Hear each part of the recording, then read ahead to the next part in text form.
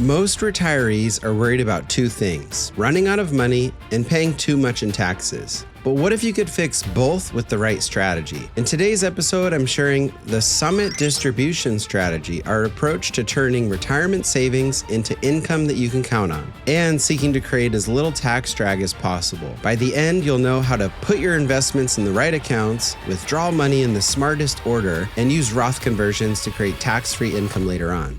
Welcome to the Summit Wealth Strategies podcast. I'm Keith Fedor, your retirement specialist. I help people like you transition from saving well to truly living retirement well.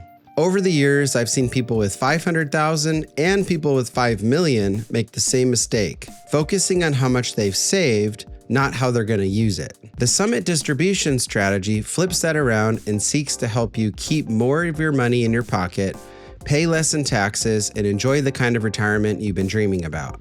It's built on three core ideas: asset location, withdrawal order, and Roth conversions. Let's start with asset location. This isn't about where your accounts are held like Fidelity or Schwab. It's about what's inside of those accounts. To understand how to make your retirement portfolio more tax efficient, you need to know the three types of accounts and how each handle taxes. So let's break that down. Number one is the taxable accounts. These are your standard brokerage accounts. There's nothing special about the tax treatment. So your non-IRA Roth, it's just a regular investment account. And you pay taxes as you go. Interest, like what you would earn from bonds or CDs, gets taxed as ordinary income. That means it's taxed just like your paycheck.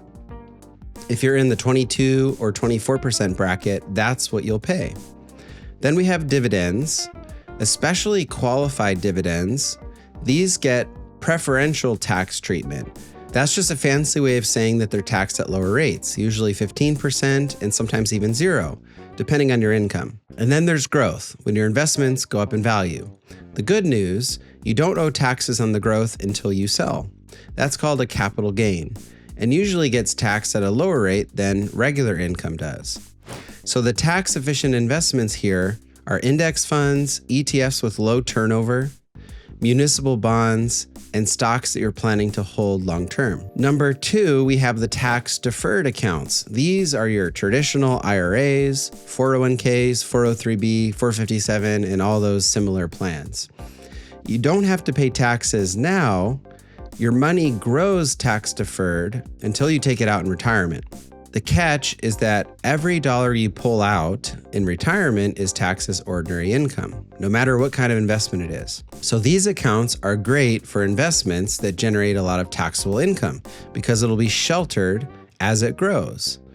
So we could use bonds, REITs, actively managed funds, because they're deferring that tax until the time when you might be in a lower tax bracket, hopefully, but when you take those withdrawals in retirement is when you'll be taxed.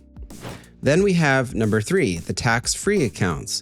These are your Roth IRAs or Roth 401ks, and you pay taxes up front on your paycheck, and then you invest into these accounts. You don't get a tax deduction when you put money in, but as it grows, everything is tax-free. And when you take it out, if you do it the right way, everything that you take out is tax-free as well.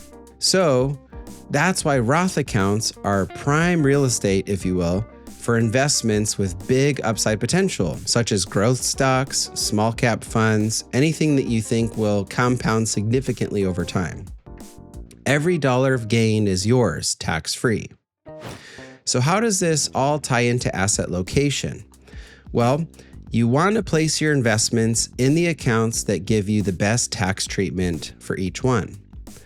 For example, the tax-efficient stuff in the taxable accounts, the income-producing stuff in the tax-deferred accounts, and the growth-oriented things in the tax-free accounts. It's not just about diversification, it's about tax optimization. If you put your investments in the wrong kind of account, you could be leaking money to taxes. So let me tell you about Ron and Karen.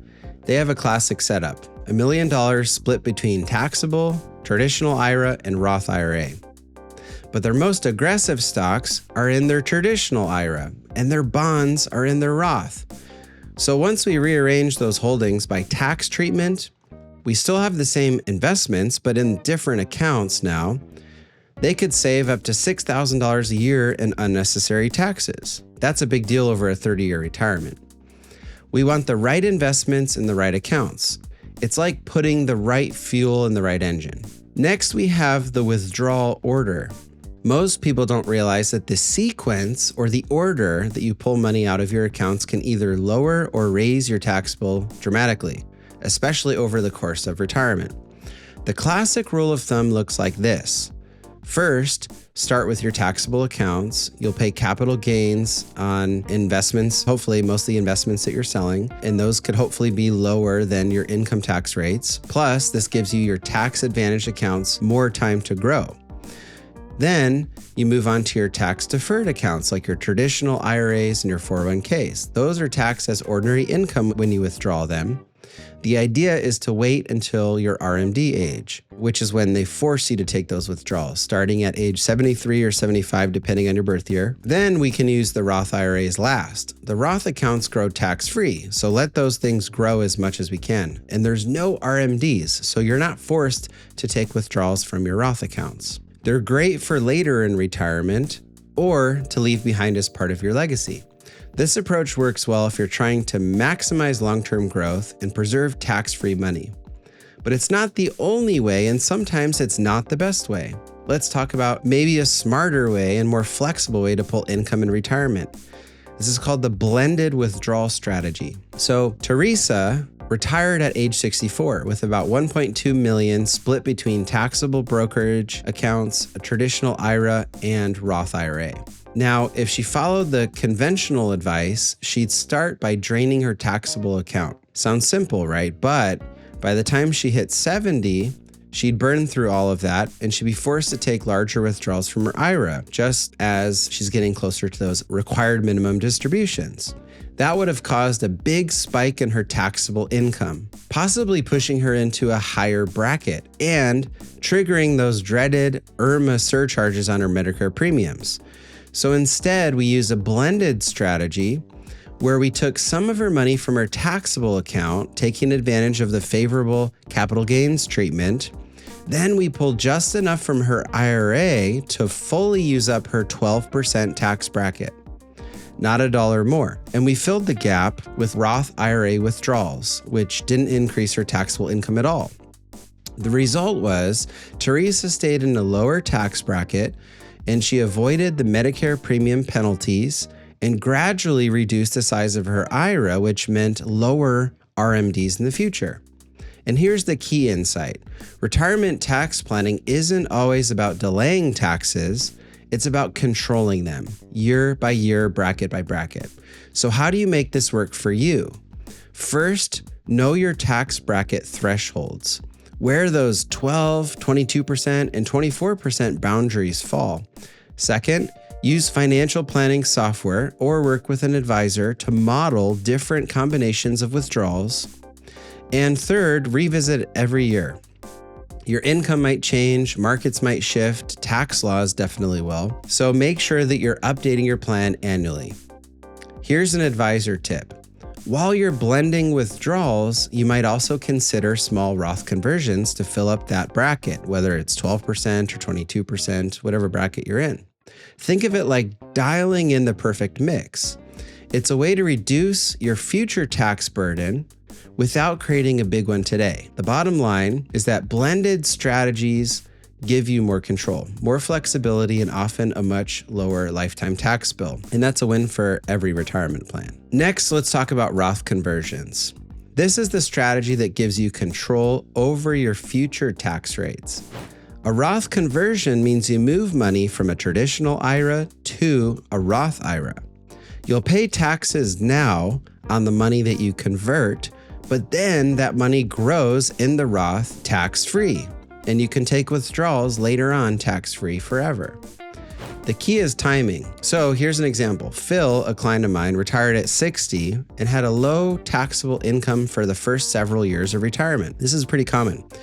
We used that window to convert $30,000 a year from his IRA to Roth. So over 7 years, we converted over $200,000.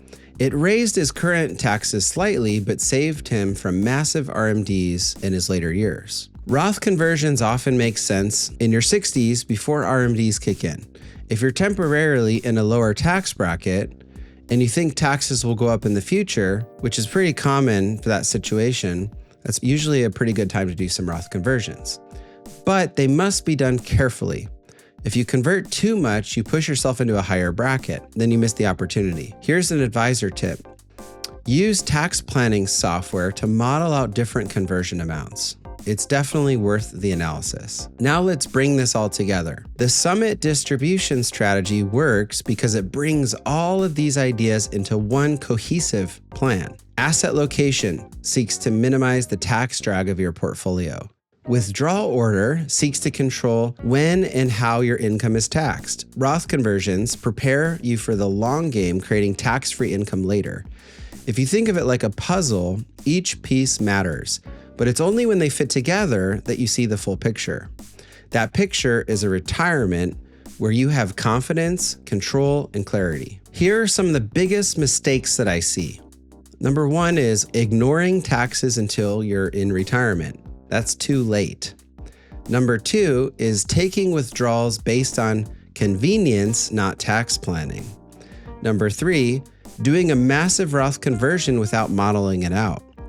Number four, failing to revisit your plan every year. Tax laws change, your income changes, your goals change. A static plan just won't work. If you want to see how the Summit distribution strategy applies to your situation, let's talk. Feel free to visit our website at summitwealthstrategies.com. You'll also find a link in the description below and request a complimentary consultation with one of our retirement specialists today. If you found this episode helpful, hit that like button, subscribe to the channel, and share it with a friend or family member who's getting ready for retirement. Remember, retirement is not just about how much you've saved, it's about what you keep after taxes. The Summit distribution strategy can help you seek to keep more, spend smarter, and therefore live retirement better. I'm Keith Fedor, and this is the Summit Retirement Podcast. I'll see you in the next episode.